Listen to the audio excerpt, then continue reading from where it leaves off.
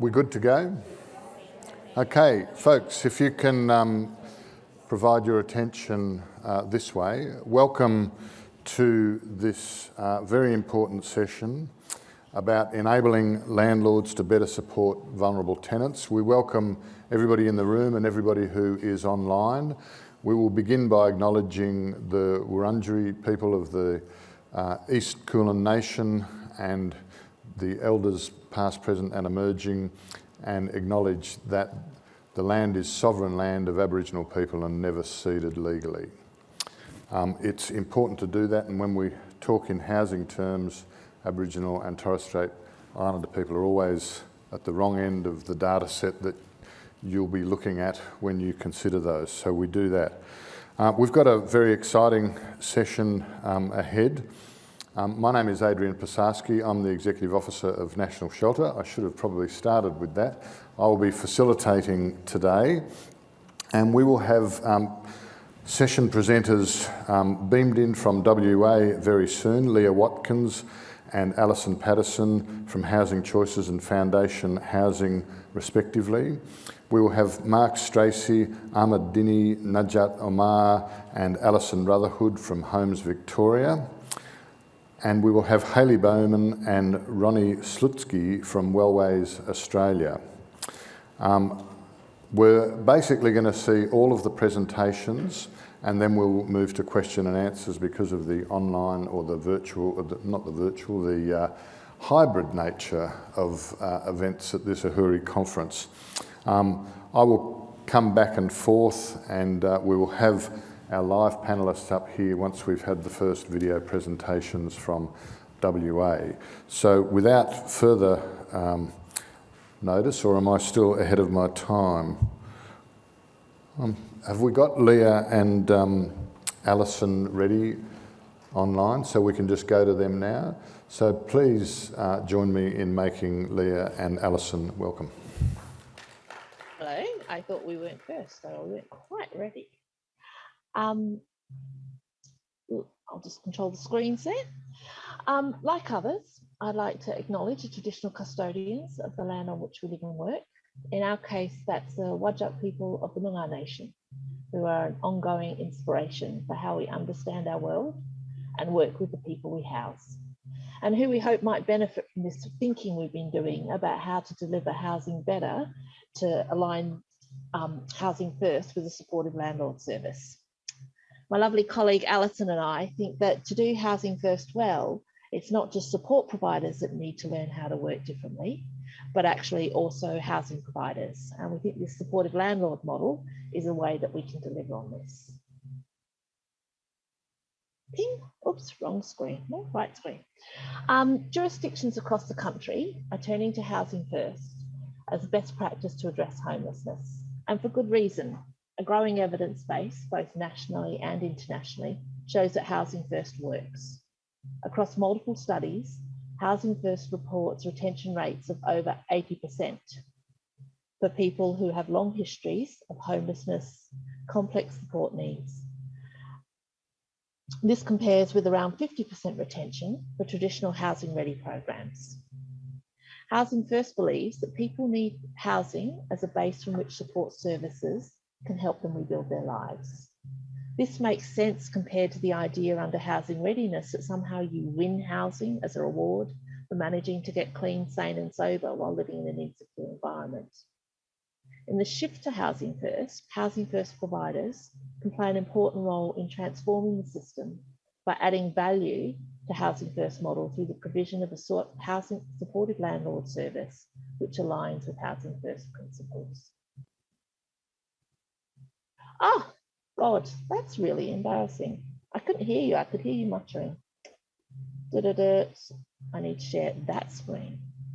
So people missed some pretty slides. Let me see where we're up to.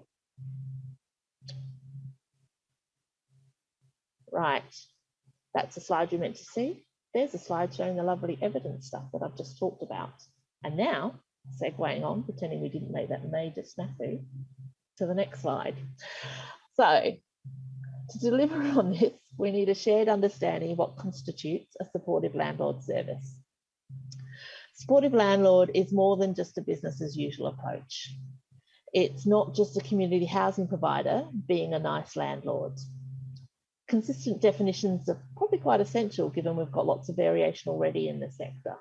I know in WA, whilst we've got this regulation to create community housing provision in some sort of consistent quality, only 26 of 200 providers are registered and only 4 are tier 1 providers.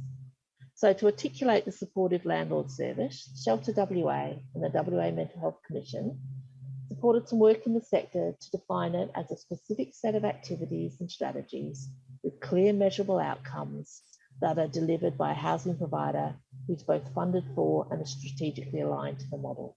And so when Alison picks up, she'll go more into what some of those specific activities are. But in the meantime, what I do want to say is that not all community housing providers can provide or should be providing a supportive landlord service. But if it's provided well in conjunction with Housing First principles, it can deliver stable housing and social inclusion outcomes for some of the most vulnerable people in our community.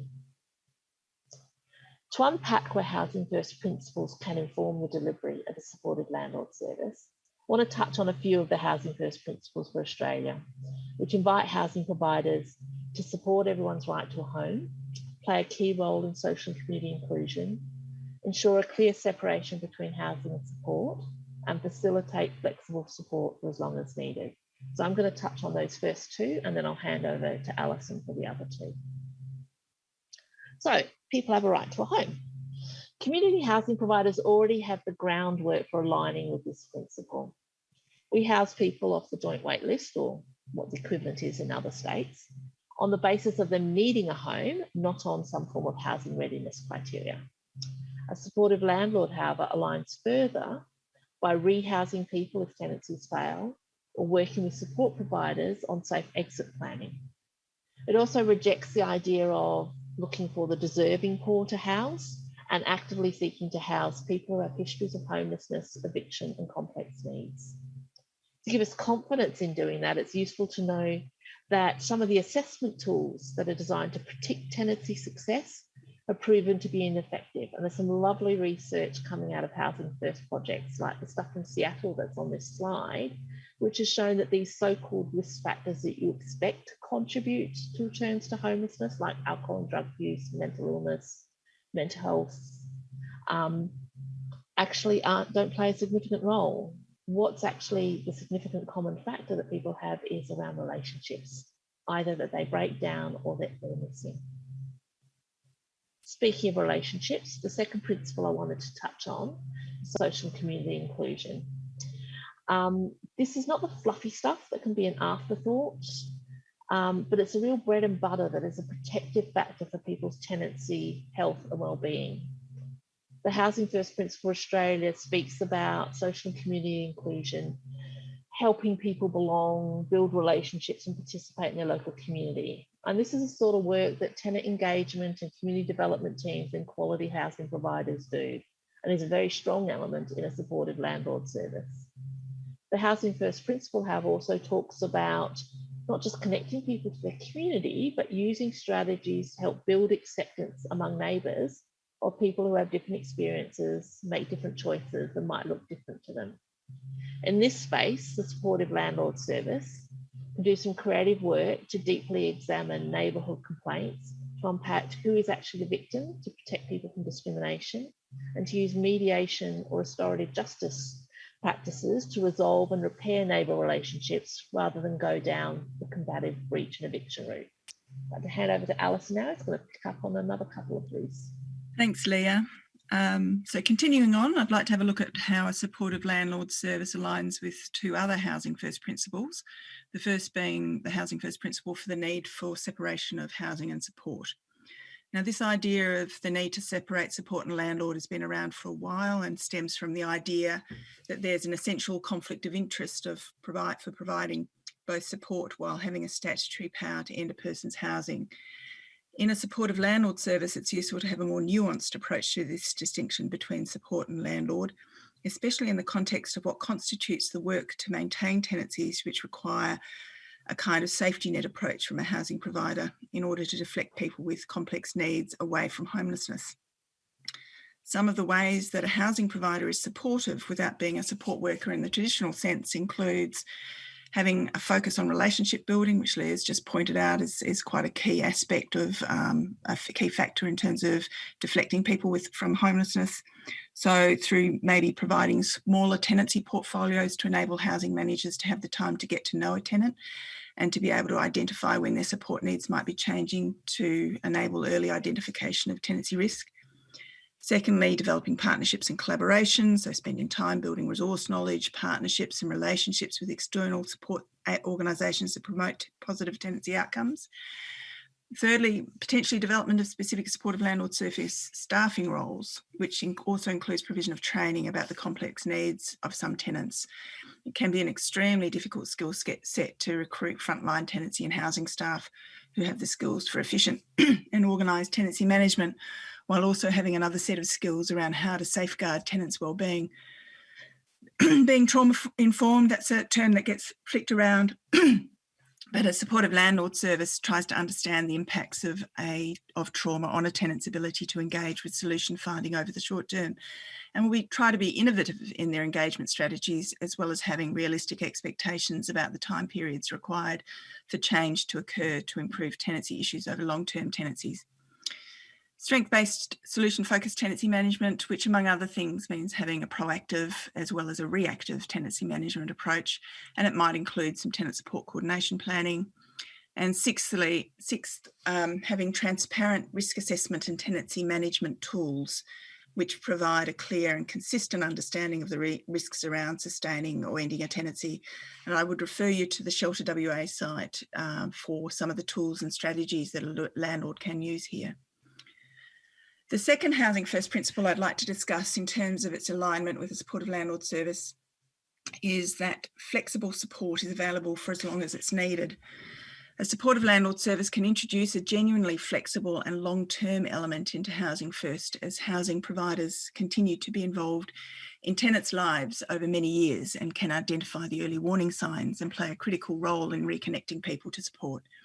We know that there are complex barriers for many social housing tenants accessing and maintaining access to support services, and that the skilled engagement work that many community housing providers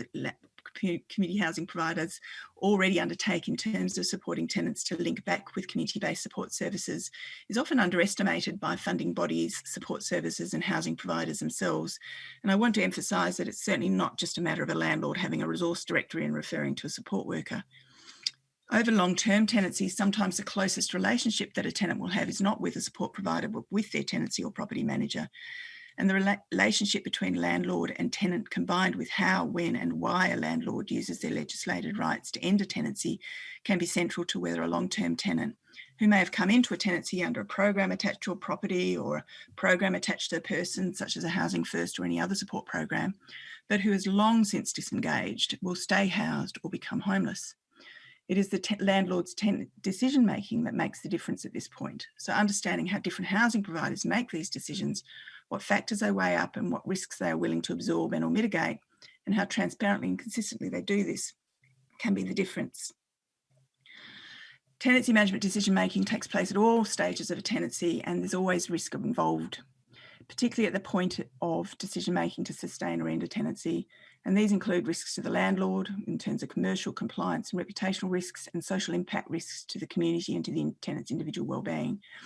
Of particular note, tenancy management decisions often focus upon the commercial impacts of those decisions around sustaining a tenancy, where a tenant, for example, has accrued $2,000 or more of rental arrears or $5,000 worth of property damage, etc. And so it can be deemed to be much of a commercial risk to the landlord to keep sustaining. But decisions to end a tenancy don't always take into account the commercial risks associated with ending a tenancy via eviction. Australian research suggests that a social housing eviction can have a recoverable cost of anywhere between $5,000 and $10,000 per eviction, and frequently a lot more. A 2021 study conducted in Scotland revealed that social housing evictions cost social housing providers £28 million a year. So there are commercial risks around ending tenancies as well as sustaining them. Not all housing providers are the same, and not all housing providers will weigh these risks to the landlord, tenant and community in the same way. For example, in general, private landlords and their agents will almost always weight commercial risk higher than other types of risks. and in the WA Housing Authority are legislated via the commonly known 3 strikes policy to have the power to evict after receiving 3 confirmed ASB complaints in 1 year, which effectively means that they rate community risk higher than the individual wellbeing to the tenant. A housing provider who's delivering a properly funded and resourced supportive landlord service can weight the social impact risk to the individual and the community higher than the commercial risk to the landlord because their operational and business model allows them to. And it doesn't mean that they don't consider the commercial and other risks surrounding a tenancy, but the social impact risk of both sustaining and ending a tenancy will be given greater weight in tenancy management decision-making.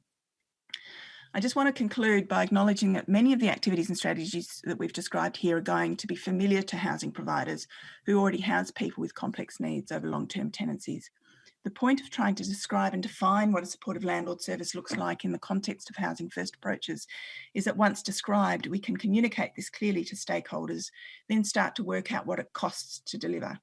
With the development of a dedicated risk assessment and collaborative tools, we can also create a consistent approach across the sector to decision-making in relation to those tenants with complex needs. So to sum up, not all work to maintain a tenancy looks like a support worker alone. It can also look like a housing provider delivering a fully funded and resourced supportive landlord service.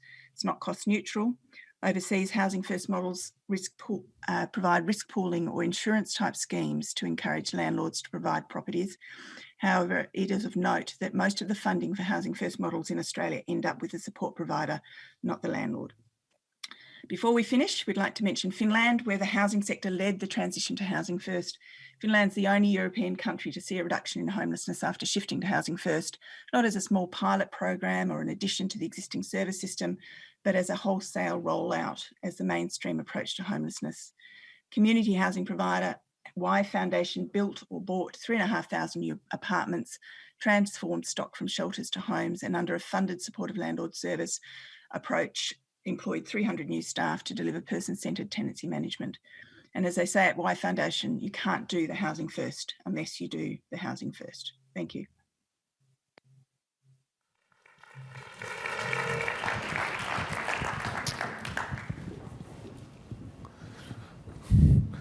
Thank you very much, Leah and Alison. That was not only incredibly informative, drawing on international, local and other experience, but exactly on time. So you get a koala stamp for that from me.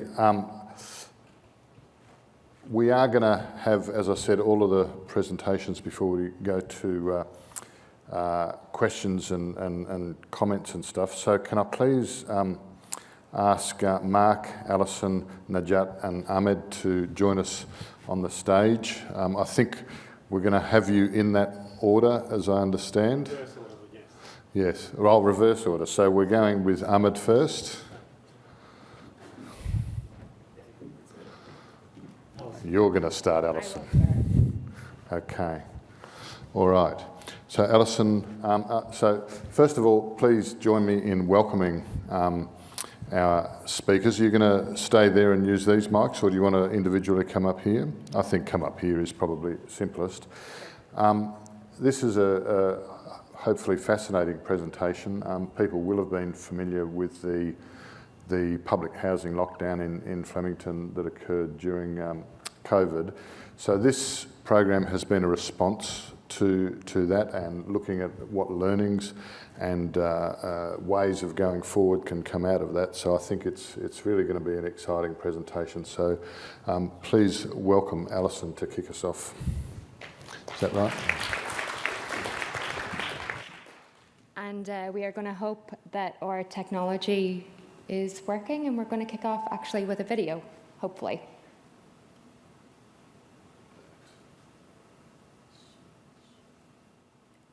Hopefully with sound.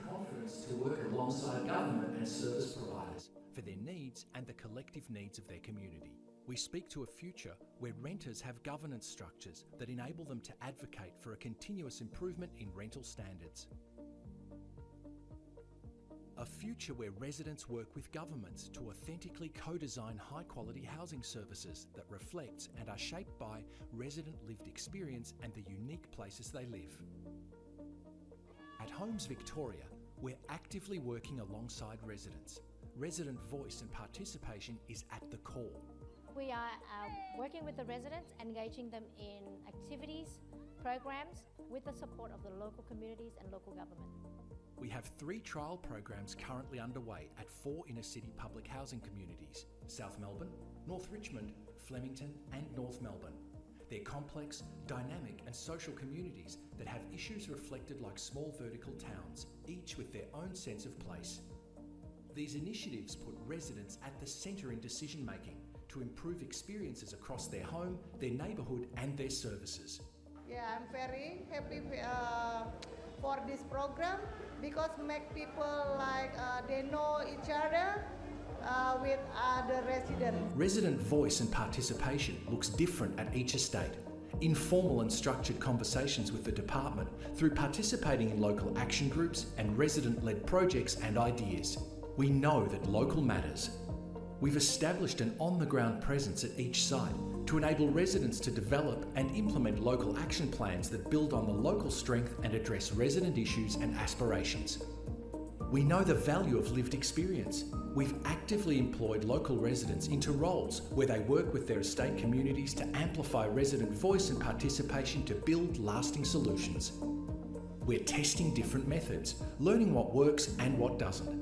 These initiatives highlighted how much work is needed to ensure that we share a future with people living in public housing, where they have the capacity and confidence to work alongside government and service providers for their needs and the collective needs of their community.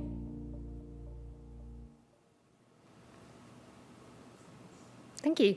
I feel very lucky to have this session, and because we've had a really nice segue from the State of the Nation, where I think somebody asked a question around where's the people, where's the person at the centre, and that's really what our presentation is about today, which is what this whole session is about. And also how fabulous it is to be in a room physically with people who are all passionate about the same thing. So I'm really, really happy to be here today. My name is Alison Rutherford and I'm the Director of the Housing Client Pathways and Outcomes team at Homes Victoria, where our work is all about getting better outcomes for our residents. I'm really, really delighted to be here today with my colleague Mark Stracey and 2 of our very special guests, Dini and Najat. Who are part of our service delivery team on the ground and also happen to be part of our public housing community. We would also like to start by acknowledging the traditional owners of the land on which we are all meeting today, and we pay our respects to them, to their cultures and elders past, present and emerging. I hope the video has given you a little bit of a flavour as to what we're here to talk about, but really it's about the role of resident participation in the work that we're doing, and how it's really helping to change the focus away from the traditional managed tenancy type of model towards a model that is much more based on shared accountability, and the role of actual co-design of residents with residents in that shift. So what exactly does that actually mean? It means that all residents have a role, including in these types of presentations. It means that all residents are involved in the decisions which impact their homes, their neighbourhood and the services that they receive on a day-to-day basis. And it means treating housing as the anchor, like Alison just talked about in the presentation before. We heard yesterday's session from Alex about some of the data platforms that are really helping us to better understand who our residents are, about their communities, about their wants, their needs, their drivers, and really shaping how we can better work together. But we totally do recognise the irony of 2 bureaucrats standing up on stage talking about resident voice and resident participation. So with that in mind, Mark and I are both really going to be taking a back seat in today's presentation. We want you to hear directly from our residents, from Dini and from Najat, who we're very, very happy and grateful to have with us today. I also want to acknowledge that there are residents who aren't here on stage with us today, but are in the audience and are at home listening, who have and will continue to shape the way that we work together and to shape these programs that we offer. So over to Dini now, who's going to talk about why resident voice is important, and then we'll hear Najat's reflections as well. Thank you, Alison. Good afternoon, everyone. For me, what is a resident's voice? It's probably a journey, to be honest with you. I've been in public housing for about 20 years now in North Melbourne. I think, yeah, North Melbourne all the time. So I moved to this country when I was 6 years of age, came from a refugee background. My family settled in North Melbourne, and to be honest with you, and I'll be frank with you, in terms of residents and the voices that we have initially when we move in, is quite, like as a young person, you don't get involved in the housing issues and stuff like that. That's your parents' job. They take the burden on that. But for us, it's like you're put in a transition, because a lot of people think that public housing is supposed to be transition. But for some people, for so many people, it's not transition. This is their home, and most likely their home for life, right? So for about 20 years, I know that as I grew and I became more of a mature adult and stuff like that, and I got my own public housing state now. Like, I moved out of my family's house. I understood, obviously the mechanisms and how it works and everything like that. And for me, to be honest with you, I saw more in the rooms or the courtrooms of VCAT than I saw public housing officers more often than not. But the reality of the day is things have been stagnant for a long time. And the status quo was, you don't pay your rent, you miss something else, you're obviously going to see VCAT. And then obviously COVID came. As bad as COVID was, and I know it was terrible for especially us Melburnians and Victorians collectively, it was also a time where the department, the government, housing wanted to start talking to us. Wanted to listen to our concerns and our feelings and what we feel like in terms of, how we basically look ourselves as not just people who are in transitional housing or just going to move out eventually, but people who want to live in an environment that's transformational, right? An environment that's welcoming, an environment that's for everybody. So in saying that, that journey I said, for me, it was a journey. It's like the last 2 years, it's like you live in a whole different world right now. Because even if you're frustrated and you want to have something to say, there's someone there to listen to you. There's ideas that we're sharing, and that now we actually are on the table, and not only on the table, to be honest with you, because not only myself and Najat, but there's about 15 other young people, and both young women and men that I know from our communities who are working within housing now. So because now we're not just the outsiders, we're actually in the room, we're on the table, and we're making those decisions together, because our ideas ultimately do matter. And someone who, for me, and I know Najat would probably be very similar, before COVID, pre-COVID, in North Melbourne and Flemington alone, there was 50% unemployment. This is people who are on basically social welfare, right? But then at the same time, these people on social welfare are sending money back home.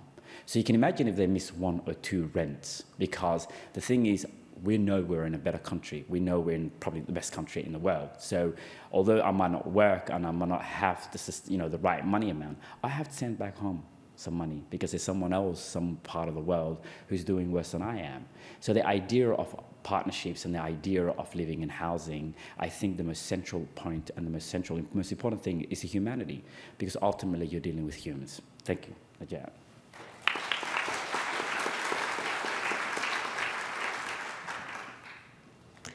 Good afternoon, everyone. My name is Najat Omar, and I'm a resident of Flemington. I live in Flemington for almost 2 years. It's really important for me, to listen to me as a resident and my concern and my struggles as a resident. I would say it's why resident voice is important is because it benefits us as a community, and it benefits the government to get the resources that they want, especially from people who lives in a government house. Listening to residents can bring more impact to their life and can bring more changes, even though if there is no action could be done, but it could be helpful to listen to us. There's a big difference when you listen to us and when you are not able to support someone. So raising awareness is really important. Residents have a different backgrounds, they have a different beliefs, they have a different cultural backgrounds. So the government to listen to their voice could help them to improve their job and how they could provide the best service they can. It gives a voice being able to express their concerns. So when they express their concern and someone could understand their situation, could be valued in a best action and in a best decision that they want to. The work could be done positively with resident and staff. Staff cannot help resident unless they get support from resident, and resident cannot get support from staff unless they get support from like the staff, you know. So yeah, it's really important to listen to resident voice, and it's a really powerful thing, and it's a very big question. It could be answered in many past ways, but many people are experiencing different problems in their house, especially during COVID-19. The government did realize that there is many problems going on in the public houses and that people are not getting the best service they want to.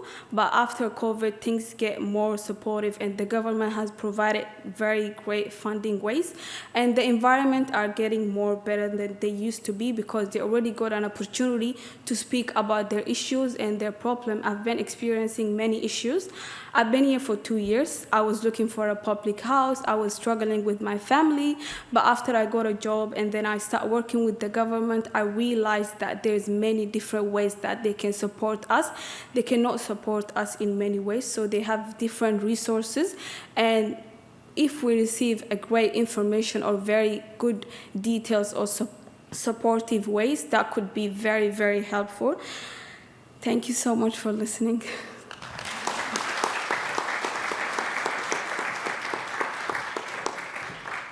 Thanks to both Dini and Najat. I do think there was one other topic that they also wanted to touch on, which was it's not all happy camping. We do have challenges, of course, on this on a day-to-day basis. So Dini and Najat, we're just going to share some of the reflections on some of the day-to-day challenges that we have, but also talk about the opportunities into the future. Dini. Thank you, Alison. I think it's challenges and opportunities working within the department as a resident. Obviously, the opportunities are endless. The opportunities is that now you've got work, and as I said earlier, you know, your ideas and everything you've got, you can put on the table. You can part of the policy and decision making and stuff like that. So opportunities, ultimately, at the end of the day, I don't want to really stick on and speak a lot because I know that this timing is of an issue. In terms of challenges, I think all of a sudden when you're a resident and you're in the department, or you work in housing, or you work in some of the programs that I'm working in, like Paving Way Forward, you ultimately become the savior. All of a sudden, everybody in residence, everyone who knows you, everyone who lives in the housing, people that know you off by first name, second name, or family members, all of a sudden, it's like, oh, I've had issues with my laundry. I have issues with maintenance. The lift's not working. Cleaning isn't being happening. So sometimes you get a phone call at 9 p.m. and you're like, wow. You know, I wish I could be the Prime Minister of Australia so I can pick up the phone call and I can get things fixed for you.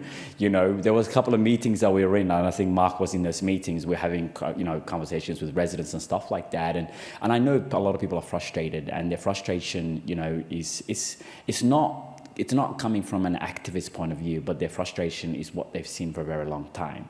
And although one of the opportunities is you have people like myself and Najat in those meetings who also understand where these people are coming from, and we can have that soft human approach and touch with some of the conversations talking about, because ultimately at the end of the day, I need to be honest with myself, right? I need to be honest with my colleagues who I work with, and I've told some of my colleagues in the past, there's some meetings I don't want to be bothered in.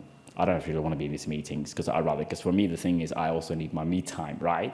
I don't want to be resolving problems with housing as an individual. So sometimes you need to learn how to basically switch off and say, you know what, this meeting, I'm not going to get involved. But otherwise, there is a lot to be gained because the people see me, people know us, and they're like, okay, well, if Ahmed or if Najat or if Mohammed are in these meetings, then we know that our whatever concerns that we have is going to be taken seriously, right? So like all of a sudden, if someone is looking for a house, they'll tell you, oh, my application has been in for 3 years. Ahmed, what are you doing about it? And you're like, I don't work in housing, so I work in a program that's got nothing to do with housing. But I know that someone like Najat who works in housing, there'll be something she puts up with most of the time, because all of a sudden we come from communities and we come from countries where people in government basically do things for you. Where in this country, we do things through regulations and policies and procedures and stuff like that. And we're learning that. And I'm happy to see a lot of members, especially young women and young men in my community, are being given this opportunity to learn this. But ultimately, at the end of the day, and I know I have amazing managers who work with me, but it's also, if you do have workers like myself who work in public housing, are from public housing, it's good to sit with them and have these conversations, and maybe even develop a program of like a self-development program where they can distinguish the difference between their community, who they come from, who is asking them all these questions, and the programs that they're supposed to run, stuff like that. So thank you. Yeah.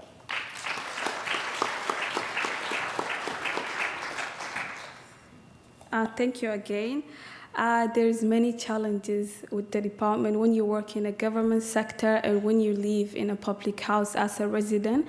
People think that you have everything when you're working at the government, especially diverse people think that you can give them a house, you can transfer them to a different house, you can help them to get a better house, a better place and the area they want to, but you cannot do anything, you cannot fulfill all the desire that they really want to. The only thing that we could do is providing them the best information or the best service that we have.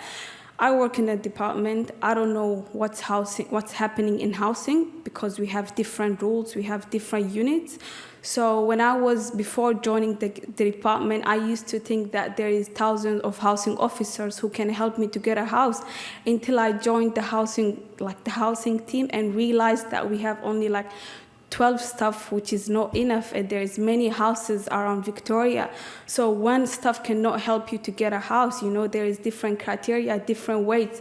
So the community thinks that you can give them everything while you're working at the government, but you cannot give them anything. The only thing you can do is just providing them the best service you can, providing them an information, telling them that you can go this and this, but I don't work in this sector.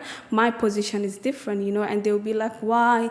You know everything at the government, you can give me everything I want to. I'm sorry, this is my rule, this is my position.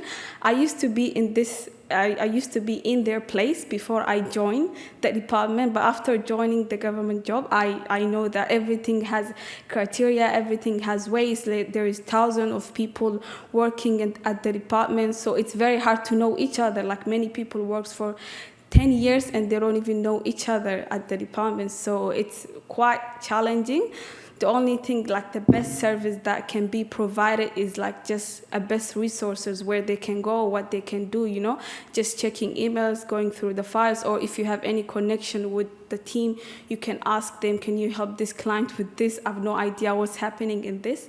So it's quite hard wearing the government hat. It's very big challenging, but at the same time, it's very positive from my own. I know what I want to, what kind of help I need working in a government sector.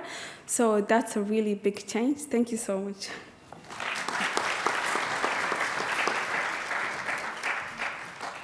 How do you follow Dini in the chat? You don't. You give the time to the people that matter, and these are the people that matter. The next people that matter are you as questions. So I have a lot of cards. You're not hearing any of them. I'll just leave you with a couple of thoughts. The slide here, what will it mean for Homes Victoria if we're successful? Residents will see themselves reflected in housing staff and the other agencies that support them. New ideas are heard, but most importantly, they're acted on. Achievements and accountability are shared, and there is a real challenge in terms of ensuring that both those accountabilities, but particularly achievements, are shared as well.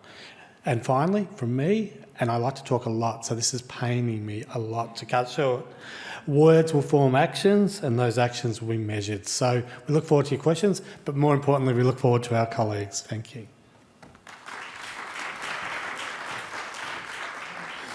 Thanks, Mark. Sometimes you have to make difficult decisions as a facilitator.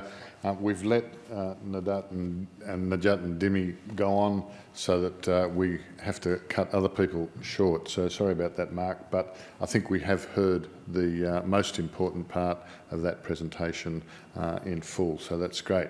So next up we have Hayley Bowman and Roni Slootzki. Can you please join us on the stage?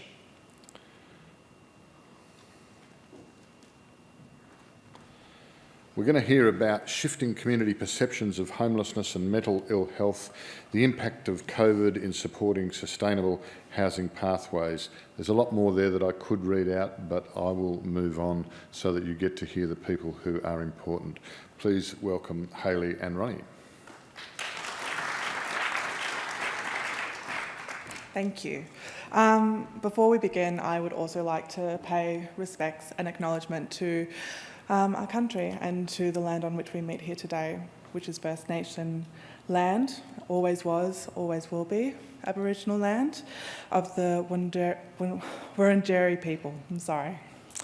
But also take a moment to also acknowledge the various lands throughout Australia that we live and work on daily.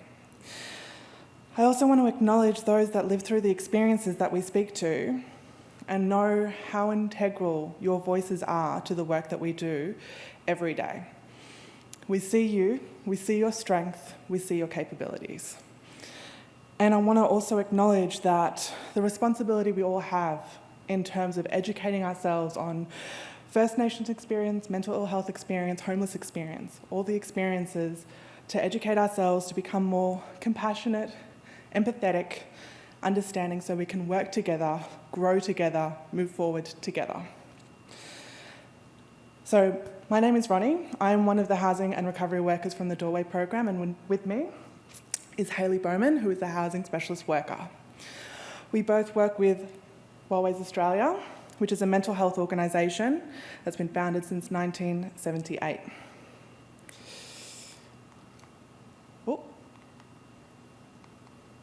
Technology was never going to be my friend, so I apologise. Alrighty. So we recognise the crucial link to recovery was a home. And following consultation with Dr. Samson Barris, who is the founder of Pathways to Housing from New York City, we adopted a housing first approach to our model of care and established the Doorway program as a high fidelity housing first program. This is to support people who are experiencing mental ill health and homelessness into a home in the private rental market. And today what we're going to be focusing on is some of those reflections that we've had through our experience during COVID-19, what that's meant to us, what we've noticed, and how we've been able to create sustainable housing pathways for the private rental market. So we're going to be drawing our experience from our Victorian housing programs, first being Doorway, which I've spoken to a little bit, which is a high fidelity housing first program, and adopt some of those housing first principles such as choice, sustainability, and social connectedness, working within metro and regional Victoria. Very much focusing on housing first, but not housing only. Supporting people into a home, supporting with tenancy literacy, but also supporting with ongoing recovery work for a weekly basis for up to 18 months. Also focusing on our Pathways to Home program, which is an assertive outreach program that supports people who are rust sleeping within the Maroondah area and has also adapted housing first approaches. So now wanting to kind of reflect and take a time to look at the external factors that have influenced our experience as part of the COVID-19 pandemic. The first being the impact that lockdowns had on income security, job security. People with small businesses had to resort to closing that down, and all of a sudden their form of income was in jeopardy, which caused their housing to be in jeopardy. So that was something that they could relate to in terms of experiences of homelessness being very close, very much around the corner, and one bad week away. Another experience as well was about our mental health and the experiences that lockdown and the pandemic had on our experiences. Experiencing isolation, dealing with uncertainty, dealing with stress, and feeling not very in charge of our own life. All of a sudden, as a grander community, we were starting to notice and experience the things that our vulnerable communities were experiencing day in, day out before a pandemic was even an issue. So through these experiences, we noticed that there was a reduction in common assumptions or misunderstandings about someone that would be experiencing mental ill health and their capacity to maintain a home. We hope that through this experience, we'll continue to reduce the stigma and continue to have that accurate and build those accurate understandings around homelessness and mental ill health. Now, looking and reflecting on what the impact COVID-19 had on the rental market, first thing that we noticed was that because people's income were insecure, a lot of people who had the opportunity to were staying in the family home or moving back into the family home.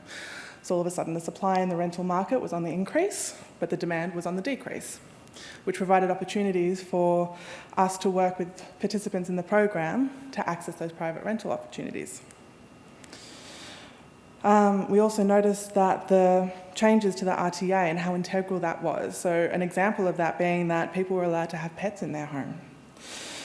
This was so fundamental when we're considering people with homelessness and experiences of that, because their pets can be their strength and their family through these unfortunate experiences and difficult experiences. And understandably, they would decline opportunities for housing that didn't allow them to take their pets with them. We also noticed the moratorium on evictions, which provided people with the capacity and time to fix some of those challenges that might have faced in terms of securing those tenancies long term. With this came more funding to the allocations of the Private Rental Assistance Program, PRAP, which has enabled more tenancies to be saved for those that fell into rental arrears, but also in terms of establish them, in terms of helping rent in advance.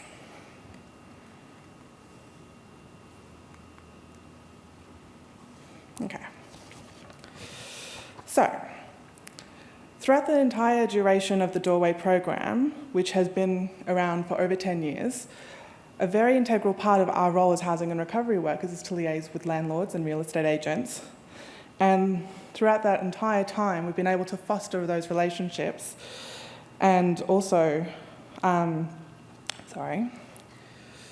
which is also that, so fostering those relationships with landlords and real estate agents to be able to put forward participants in the program into the rental market. And that relationship was very much integral and seen in our experiences through the COVID-19 pandemic. More specifically, there are a couple of examples of what that looked like at this time. So for example, in Gippsland, where the program has been around since its conception, we noticed that real estate agents were approaching us to say that we have some vacant properties, have you got any participants that would be interested in having a look? We also noticed that in Frankston, we were able to liaise directly with a private landlord, and after informing them on the program, prioritise the application of the participant over other applications that even offered higher rent, because they were so compassionate and engaged in what we did and wanting to see those community outcomes. Similarly, in another area, there was an experience I had where after a participant secured a property, there was an adjoining unit that was vacant. And the real estate agent, again, after hearing about the program and what we do, invited more applications to come from any of the other participants that might be suited, emphasising that they wanted to make sure there was a match with these adjoining units to ensure that there's a longevity of these tenancies, not wanting someone in for 12 months and then back out again. They wanted to see that tenure.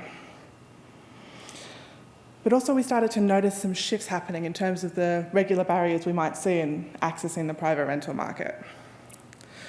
We noticed that with the application process, a lot of people who've experienced homelessness, especially long-term homelessness, having ID may get lost to the wayside, and the application process can take time. Real estate agents were being more understanding and more flexible with that process, and if we could evidence that that process was underway, would accept applications as we were in the process of acquiring ID. We were also noticing that there were rent negotiations now.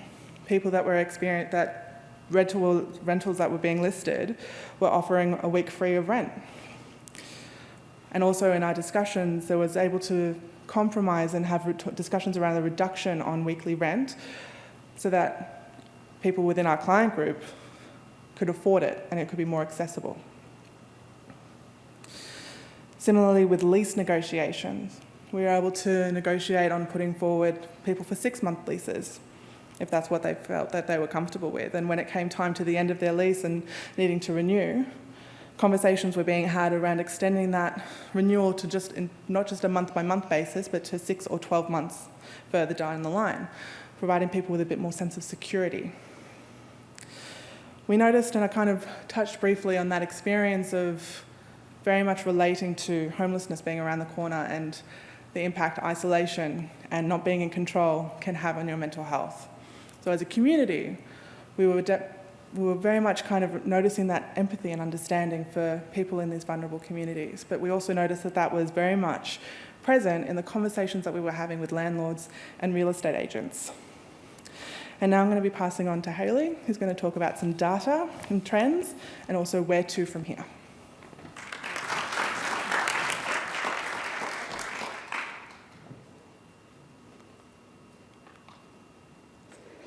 Thanks, everyone. So this is just a snapshot of our experience during COVID in numbers. So this is just for that period of 2020 to 2021.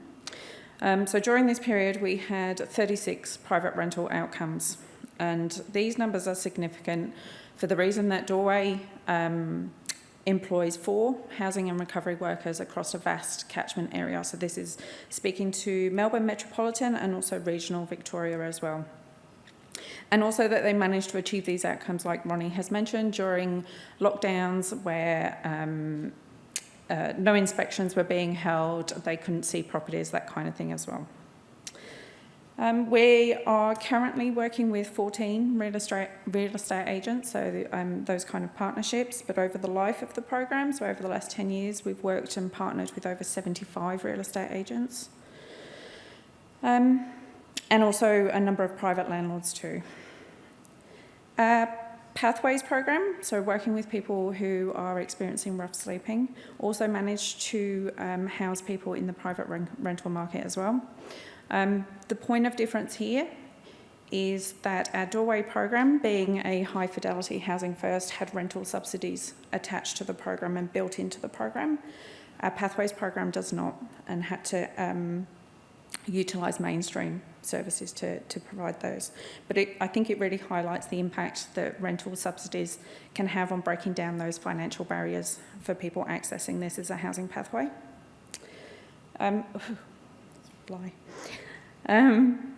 Some of our key partnerships, like we've partnered with over 37 collaborative partnerships across our region, which include from local government, Victoria Police, homelessness services, Aboriginal services, to name a few.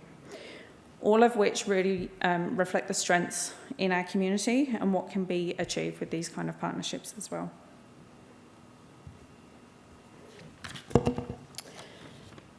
So the homelessness outcome star is supports and measures change in 10 areas of a person's life.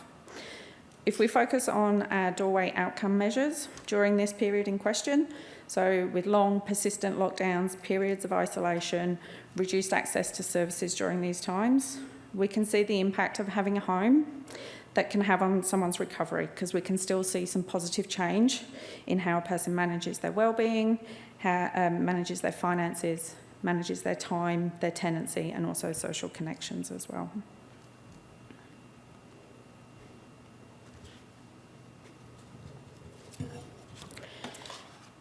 So COVID provided an equalising experience across our community, which saw some really good partnerships being developed or being built on. Rough Sleeping program developed and built a number of really good partnerships which really reflect the strengths in our community.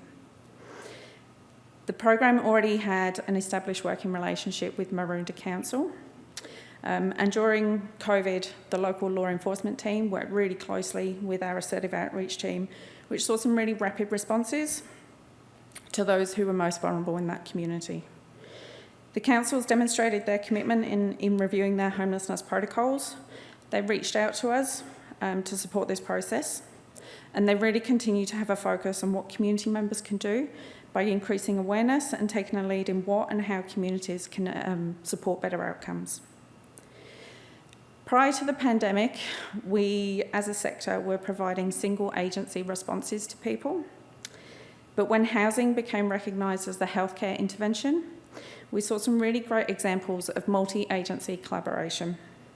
where resources were pooled and resources were prioritised, which allowed for tailored, rapid, holistic responses to people experiencing homelessness. And again, with a focus on sustainability of supports and also housing response as well.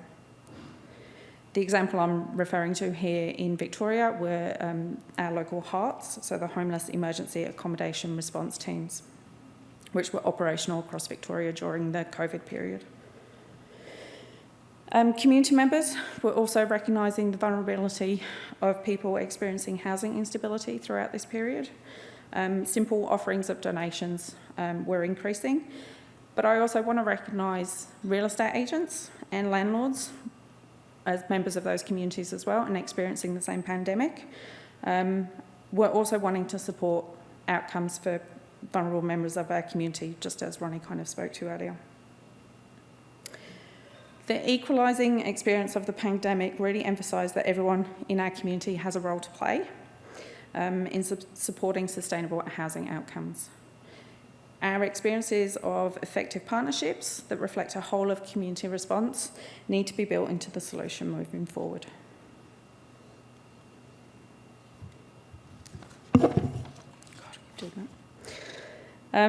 So our Doorway program that's been operational for over 10 years, we know the private rental market is a sustainable option.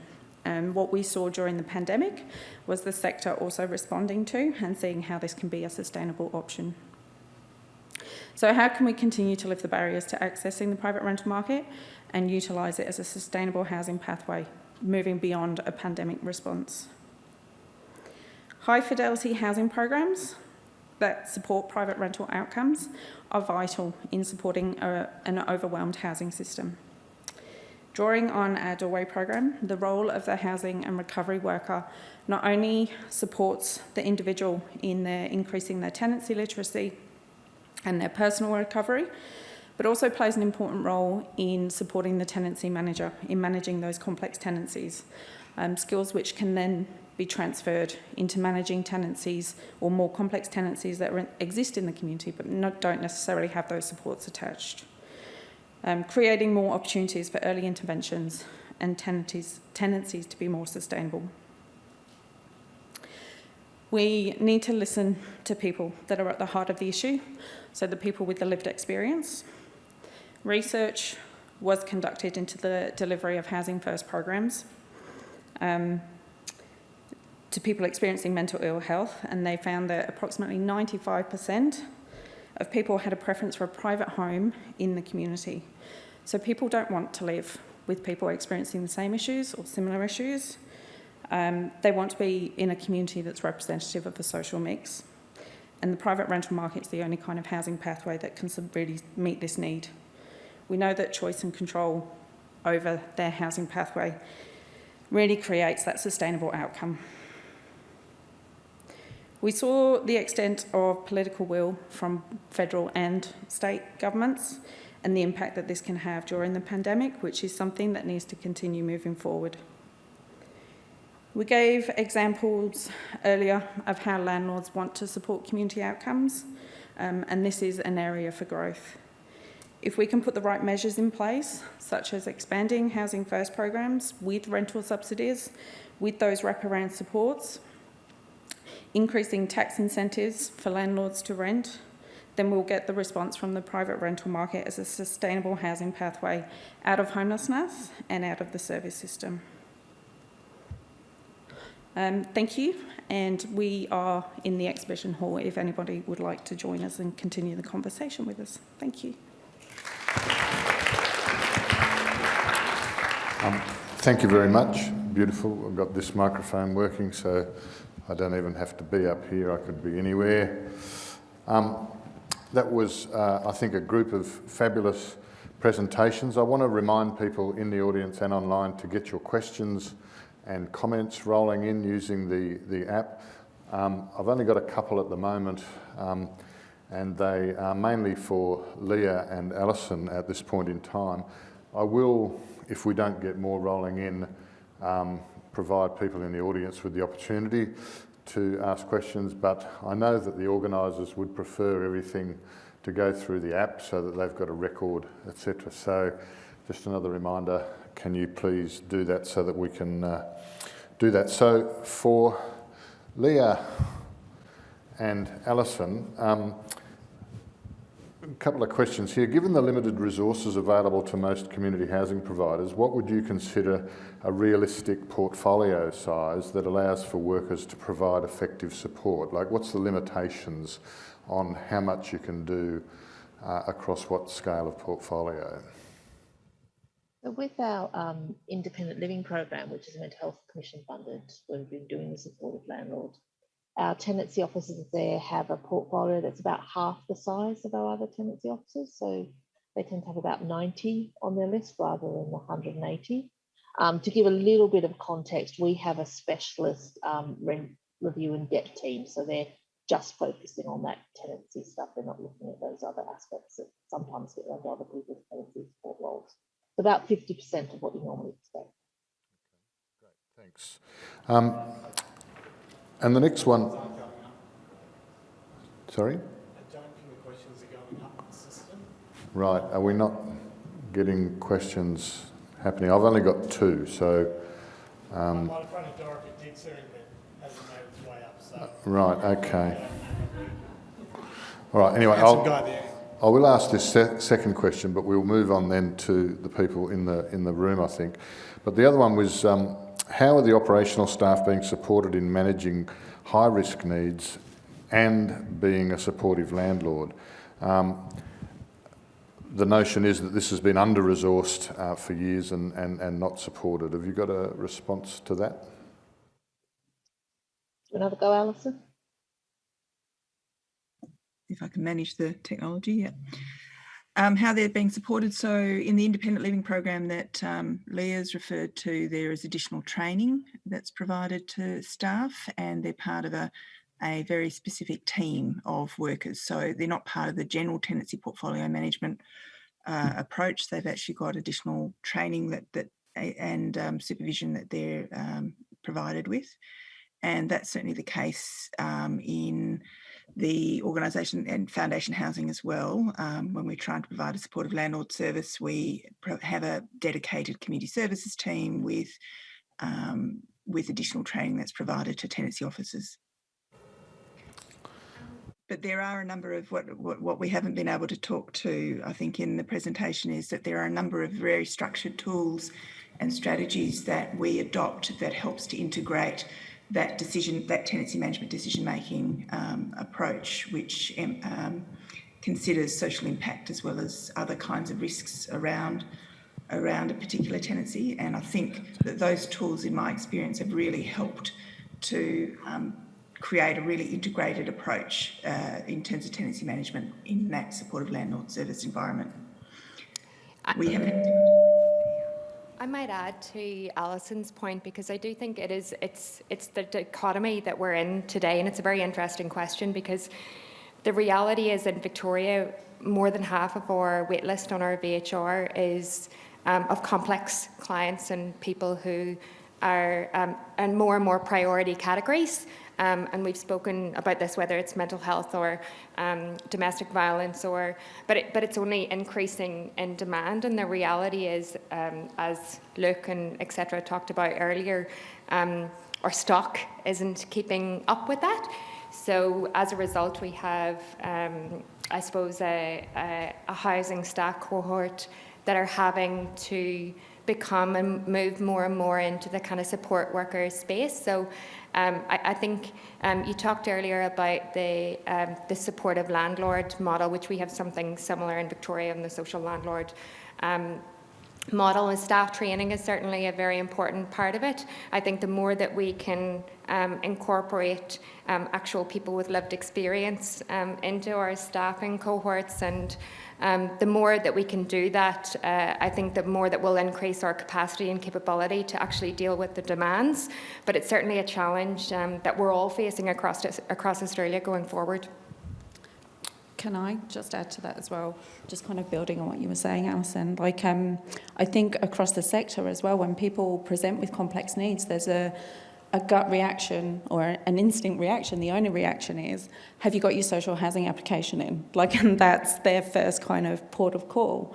And like our experience of accessing private rental is that it can work so long as the supports are in place and so long as that program's in place. There are other options out there. It's just that there's this instinct or gut reaction that they need social housing and let's get the housing application in. So I think it's about thinking differently as a sector as well. Yeah.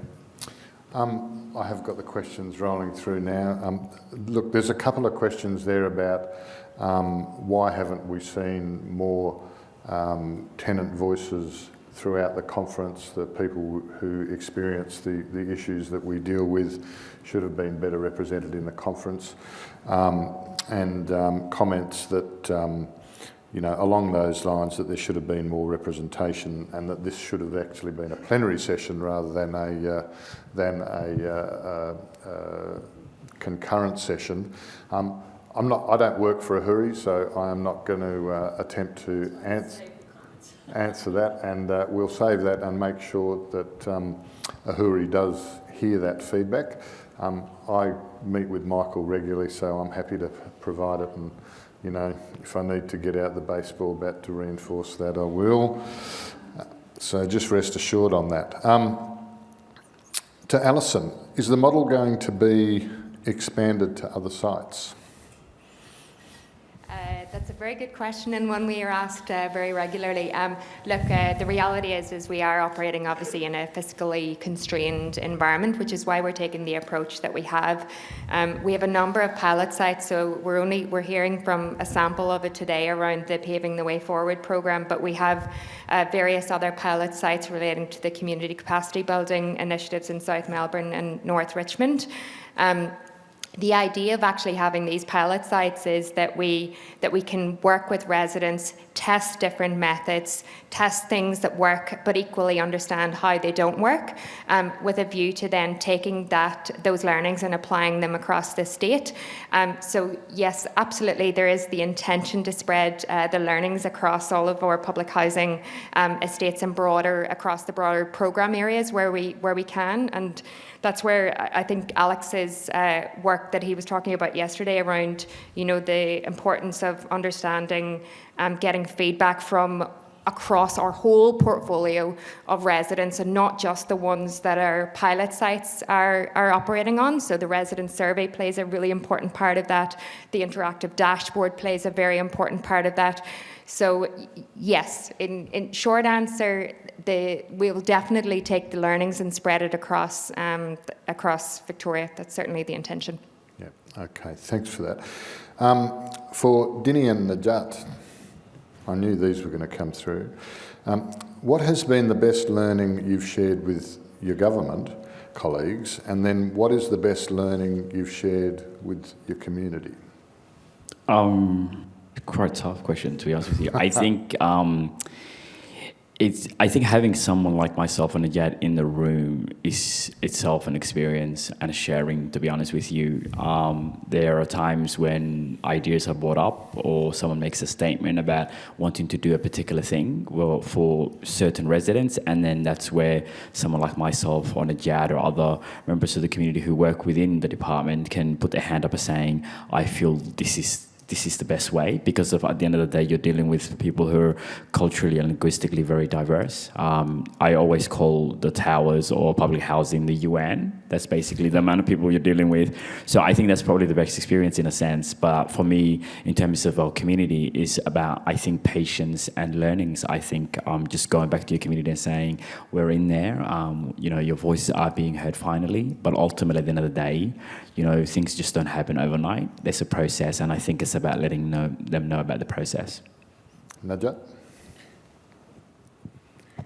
Well, working in a government is quite challenging. As a young person, I started working as a trainee employment program, and I learned so much working in a government sector because, like, I thought that I'm not gonna be serious in my life, but when I joined the government, I became serious.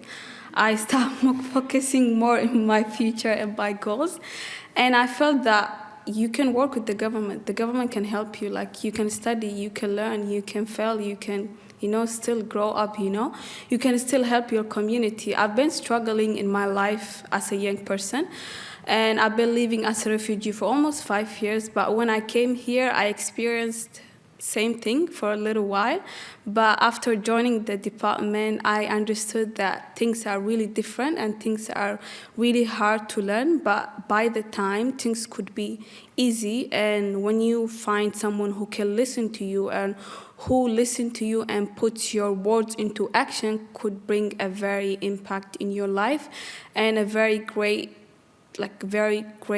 differences in communities' environment. Thank you. Great. Great lessons. And it's not like you've gone to work for the CIA or anything either. It's a fantastic lesson.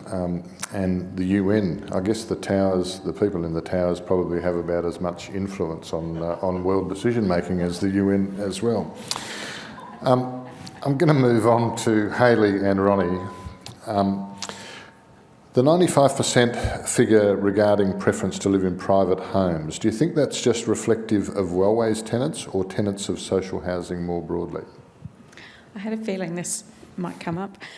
So that was taken off some research that Dr. Samson Barris did back in 2011. So it's specifically relating to people experiencing homelessness and who had experiencing mental ill health as well. So that was actually, it's an American research, but it was based, our model of housing was based on Sam's model. So that's why it's kind of reflective in the work that we do. I've got my own supplementary question for you two, which is, because I think a lot about the private rental market, we do a rental affordability index, and often think about the support programs that exist in the private rental market across the country. It's like, from my perspective, government departments often assume that the private rental market has endless capacity. So you're providing support to particular people in a private rental market with some subsidy and assistance along the way. To what extent does that just displace somebody else who doesn't have that support, but who might be just as much in need? It's a question that really exercises my mind, so I thought, given that you work directly in that area, I'll ask. I mean, yeah, that kind of brings about the funding question, really, about funding these Housing First programs that support all of these people into private rental market. And because of our criteria and the way that we're funded, there are plenty of inquiries that we get from multiple different agencies, but unfortunately, because they don't meet the eligibility criteria that we're funded to set, it does mean that unfortunately there's some people that miss out on those opportunities, and people that are experiencing homelessness are approaching us and saying, please, can you help us? And in those circumstances, we can't necessarily let them into the program because of that criteria, but we do endeavour to do as much as we possibly can as far as secondary consults, as far as providing some advice on where to link into. But in terms of that kind of the integrity of the Doorway program being that it's not housing first, it's housing first, but it's not housing only. Yeah. And unfortunately, a lot of the programs out there are, here's some housing, here's a key, good luck to you. And it's not enough. And we understand that wraparound support, that tenancy literacy support, the recovery goal work is so important. Thanks. I've got a question from Ruth Gordon, which I think is appropriate to absolutely everybody across the board. Staff with the right skills to support tenants, both public and community housing, are hard to find. How do we skill and resource the workforce to work in a supportive way? And then I might come back to our Western Australian colleagues after you, Mark. Yeah, look, one of the big things in this program for me is the ability to recruit people who've had lived experience and understanding, and not just lived experience, but current lived experience. Dini and Najat talked about, never been off, always on. It's a big burden to carry. But it's also essential in terms of how you have a reflective workforce. So we have staff that are doing some training just in our local housing offices, in our Carlton housing office, and others. Within 3 to 4 days, the housing staff are saying, can you stay? We don't have anyone here that can talk to the tenants in the way that you do, which again, big burden, big ask, But ultimately, if we're going to have a workforce that meets the needs of tenants, it's got to reflect those tenants as well. Can I just add to that? Like, I think the other thing is that to remember that our housing officers are the ones that know our residents. They're the ones that connect with them on a day-to-day basis, and so I think there's an element of trusting our people to do their job and giving them the capacity and the resources that they need in order to do that. A lot of the time they are doing the social landlord and the supportive landlord elements, and it may not be necessarily built into position descriptions, etc. But it certainly is something I think that our housing officers and our staff are really capable and really excellent at doing. We have great people, and if we complement the great people that we have and the experience, the collective experience that we have, and build more pathways for people with lived experience to join into that, that's a very powerful network that we have. Yeah. Yes, Najat. You have people that are too passionate here, right? No, that's perfectly fine. I just wanted to add a little. Can you hear me? Is it working? Yes, I just wanted to add a little part of this. It's like having more diverse people working in a government sector could make the job easy. They don't have to struggle finding interpreters. They don't have to struggle finding information about that client and how they deal with diverse people. We have many people who are educated, who knows how to write, how to read, how to speak, how to share their experience, how to speak about their knowledge. I'm not an educated person, but I'm still a student, but I have a great lived experience since young age. I've been through so much. And many of the diverse people from a diverse background have many problems in their life, and they have different pains. So when they find someone who have been through the same journey or the same issue, they feel more safe, more powerful, or more supported. They'll be like, there is someone who's helping me from my city, from my area, who knows where I came from, who knows who I am, you know what I mean? So they don't have to struggle in their life. It's much more easier to get more people from diverse people working in a government sector. Like I would say, I've been helping so much people working there now since I started. It's been 1 year, and one client got one support, and she's happy, and she's speaking about it like the whole time she sees me, she's like, thank you. She's been like telling everyone, thanks you. We got someone who's here to listen to me, to speak to me. Same languages, same background, same culture background. Thank you. Thank you. You may not be educated, but you're certainly very articulate. I'll just add as well. Yeah, it's on. Yeah, okay. I'm coming to Western Australia next. Sorry, Leah. So what we have been doing as an organisation, we've been delivering training around sustaining tenancies to not just our housing programs and staff there, but also some of our recovery programs. So really looking at that recovery lens when we're thinking about housing and tenancies. And some of the reflections from delivering to our recovery programs have been that actually we can't do the recovery as well as we want to because they don't have the housing.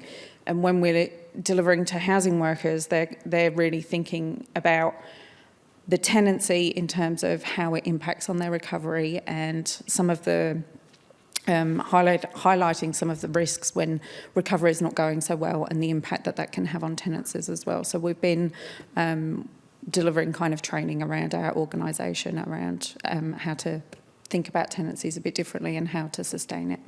Okay, great. Leah and Alison, anything to add? Go on.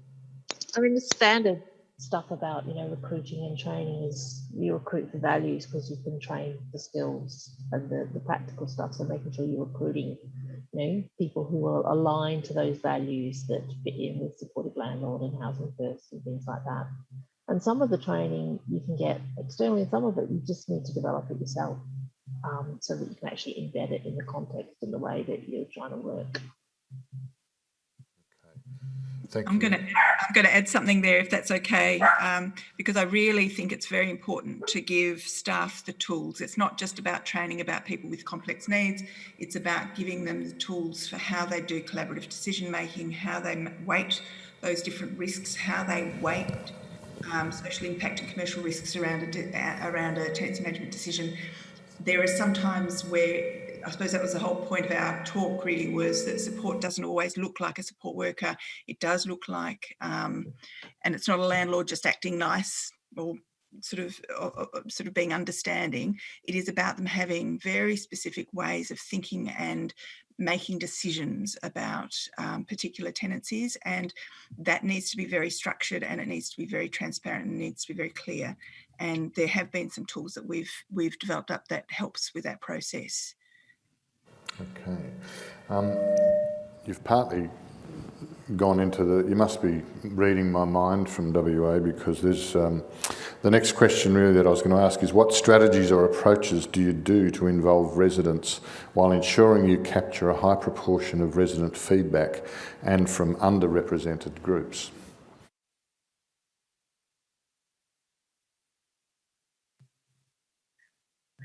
So we've got a pretty good tenant engagement team as part of our project. So they do lots of stuff like there's a big annual tenant survey, but we also do lots of groups and consultations with groups. We have a structure around paying tenants. So when differentiating between when you're doing groups that are useful for them and groups where you're actually getting them to do their work for you. So, where they're providing feedback into things. So really trying to learn how to shift and drive that, but I'm really inspired by some of that stuff that you're talking about with Homes Victoria. Can't wait to get off and look at your website and try and find out some more about what you're doing, but really embedding tenants as experts by experience in the work that they're doing. Great. And again, the only thing I would add there is the involvement of tenants, actively involving tenants in tenant support planning and tenant support coordination planning, and that's a very proactive approach rather than a reactive approach to when a tenancy issue comes up, that you're proactively involving a tenant in decision making about their support needs and what they think that they need, rather than making those decisions for them, which can certainly happen.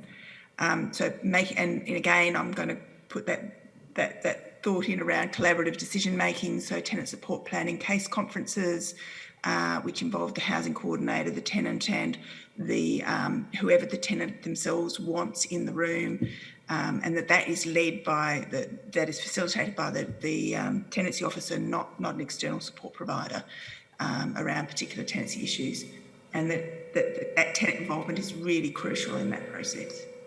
Okay, no.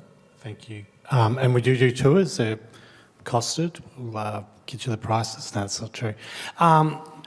Look, there's always a balance. There's always a balance between taking the time for trust, to build the relationship, to have the rapport with people like Will, who's one of my colleagues out there in the audience, but also getting things done.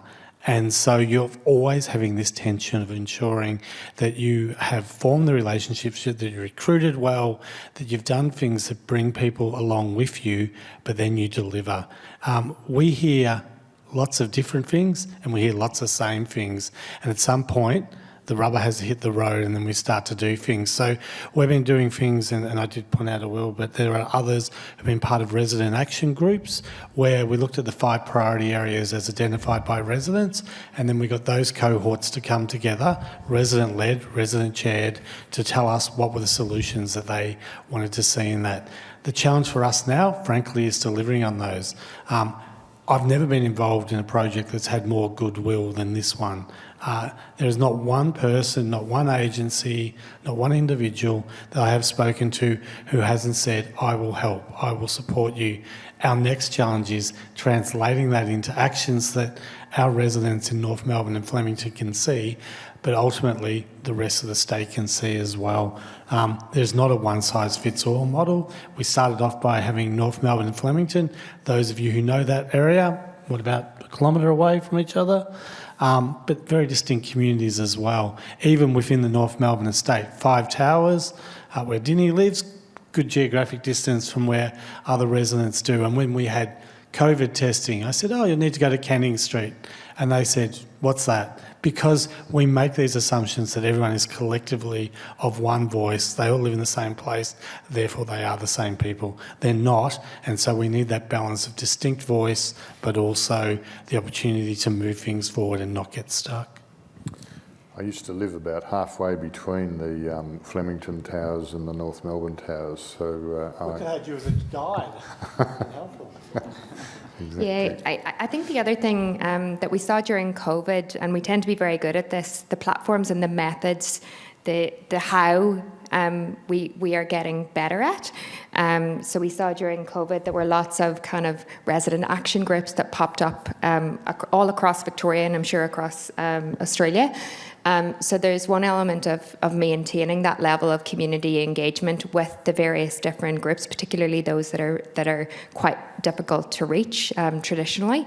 I think the other collective challenge for us as a community housing and social housing sector is also how do we take this kind of engagement and move it into the kind of housing policy space, so to actually shape the decisions and the policies rather than just using the feedback and the forums for operational day-to-day components, which I think traditionally it has been used for. So I think personally that's one of the things that I'm most excited about is using the platform of the goodwill that we built over the last kind of year and the community capacity building that's happened across our estates and actually then channeling that and using that to change the system effectively.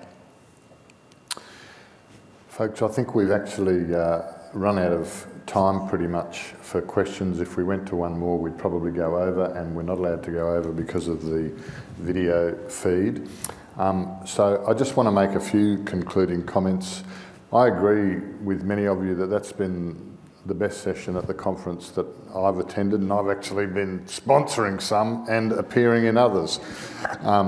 So it takes something for me to say that, but I think we've all learned a lot from that. I think we've also seen the power of having, I don't like the phrase people with lived experience, as if as if nobody else has lived experience. We all have lived experience of something, presumably, but people who are going through the many things that you go through. We'll have to find a better term to describe that because I don't like the current ones. But I think the message is that it is important to hear those voices. It is important to take account. I did have a conversation with someone in Ahuri who shall remain nameless but might be 6'5" and have a beard. And we were talking about having people on plenary sessions and things and what are the challenges. And I think we too often assume that people either don't have the skills or experience or, performance ability, if you like, or that we're overprotective of people who we view as vulnerable. Well, there's nothing vulnerable or in need of protection or any of that other stuff, and there's certainly no problem with the performance angle on all of that. So I think that's been a really big learning for me and feedback that I will provide to Michael directly. Oh look, there, I've named him. The sessions, the concurrent sessions are largely abstracts people have put in.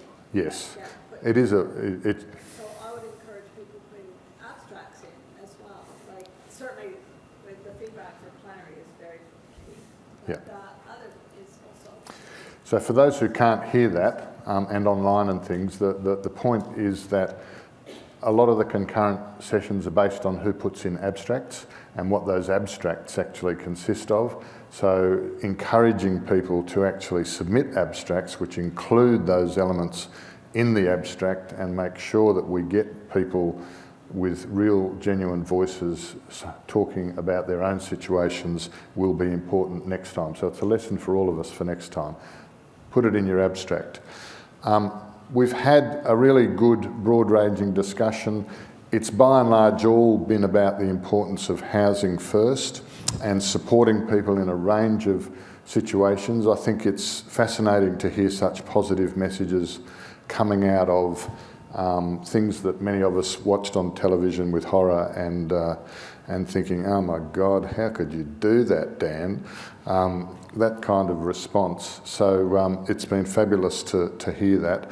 But we've had a great range of presentations about the private rental market, about what's happening with Wellways in WA, about how you support and encourage people to get through by providing the housing and wrapping things around them. So we are now pretty much out of time, so I want you to join with me and thank Mark, Alison, Najat, Dini, Leah, Alison, Hayley and Roni. Thank you very much.